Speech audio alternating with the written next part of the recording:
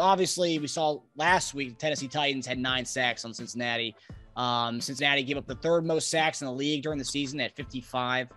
Yet we only had 1 sack and only 4 hits on Burrow on Sunday. So I guess the question is, why was the pass rush a problem for us this game and pretty much all season long? Why was it such an issue for us to get to the quarterback? I don't know. I honestly have no answers for that. I think that we played well when Ingram came in. But even in the Cincy game, I think he had a sack that he kind of dove over Burrow's head and missed him.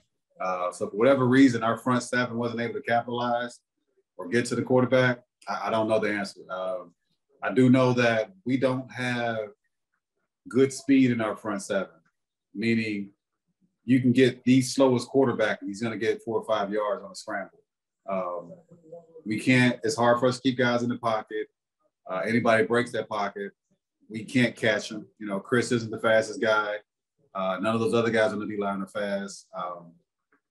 Willie Gay looks to be about the fastest linebacker we have. I thought Bolton was going to be a lot faster than what he is, but, you know, he's a rookie. I think he played really, really good ball this year for us, but he doesn't have the speed that I thought he'd have.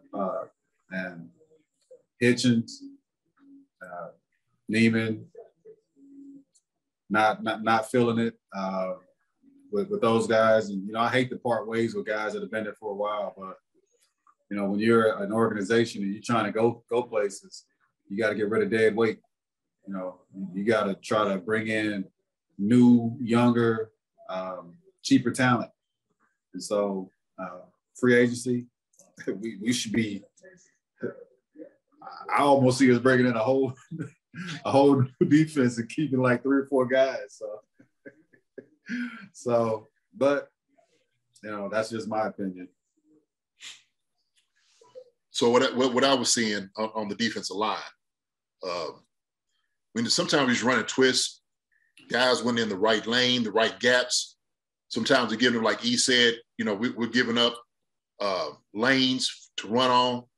I mean, Frank was at a position a few times that helped Joe get open as far as, like, you know, with the scramble. And so, you know, Ingram came in and he was a difference maker. We're going to need another guy opposite of Ingram to be that pass rush guy. I don't know what Frank, I don't know what the situation is going to be with him. I think they said Reed is parting ways. I think he put out today that, you know, this is like it's been real or whatever, kind of like that, you know, saying that, I guess basically he's leaving.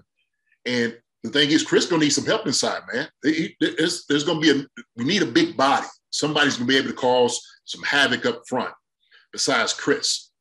So when I was talking about some of those things, effort plays, if you have only a few plays that you're coming in for, you got to take advantage of them. You got to make them the most at those plays that you got, those snaps that you have. And so sometimes when I'm seeing these things, I don't see guys ready to scratch and, you know, claw and throw guys. And I'm talking about, you know, when we talk about that high motor, relentless, that's what I'm talking about. I mean, jumping over the pile. I mean, doing everything to get back there. And I'm seeing second half, I'm looking at Joe Burrow starting to have time, starting to have a pocket. I don't know if guys just ran out of gas or what it was, but I didn't really see a whole lot of that pass rush, that disruption. And I just, those are the things you need at certain times. Somebody's got to make a play. So like I said, if you're in that rotation, man, you got to make your presence felt. You have to. So like I said, this is like the last bastion of, you got to give it all. And so we didn't really see that, man, from the pass rush. Chris got back there a couple of times. Like you said, Ingram got back there. I think the 2 times Chris got back there, he didn't really bend his knees. You know, to me, man, come on. It ain't the time or the place for it. You know what I'm saying? For that, just say, And I'm not saying he didn't really give that effort, but this could be a little bit more. So that was what was the problem, I think, with the pass rush. Guys out of position. When you run the stunts, you got a responsibility on those stunts, what you run. Everybody has a lane. You either take 2 or you coming up or coming around. Man, you got to look at it and evaluate it. When I was seeing it, I didn't see it. Yeah, and looking at just postseason snaps, I believe our friend of the show, Lance the Spoken, he tweeted out yesterday. So Frank Clark has 1 sack in his last 198 defensive snaps in the playoffs, and Chris Jones has 0 sacks in his 510 career playoff snaps. Both guys combined for about $190 million. Wow. Yeah, and I'm not trying to dog anybody. It's their job. They made that money. They earned that money. But I mean, it's a business at the end of the day, and it's like, if I'm keeping Chris Jones.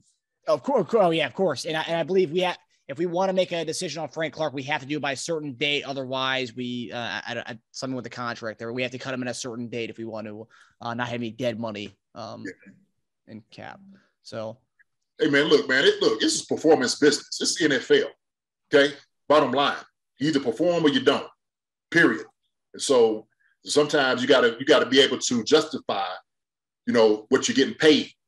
And so when you got high money guys getting a lot of money, guys are looking for results. I mean, that's right or wrong. It's just what it is, right? I mean, we've been on it all year. I think we understandably can see getting away from Frank Clark. I mean, hell, Ingram replaces that. You bring somebody else in, but Chris, you're not gonna find too many that can disrupt an offensive line like him. No, not at all. I mean, yeah, Chris, man. I mean, that's the guy you keep. That's why I say, man, he's a guy that needs help. He shouldn't be the only one back there. Ingram should be the only one back there. Chris needs some help inside. I thought Reed was going to give it to him, provide it. I don't know, man. And I think the thing is, I saw somebody on Twitter making fun of somebody who was saying, bring back Melvin Ingram, let Frank Clark go, and like, oh, Melvin Ingram, he's so old. It's like, well, when that guy came over, he was one, providing that a lot of the QB pressures, and he's gonna make a quarter of the money that Frank Clark's making. A 1 year $4 million deal versus how much 20 million something million that Frank Clark's making. So, hey man, I learned a long time ago: the more money you make, the more expendable you become. That's how it works in the NFL. Start getting that big check, you become expendable. If you especially ain't producing, that's how it works. That's for everybody. Yeah.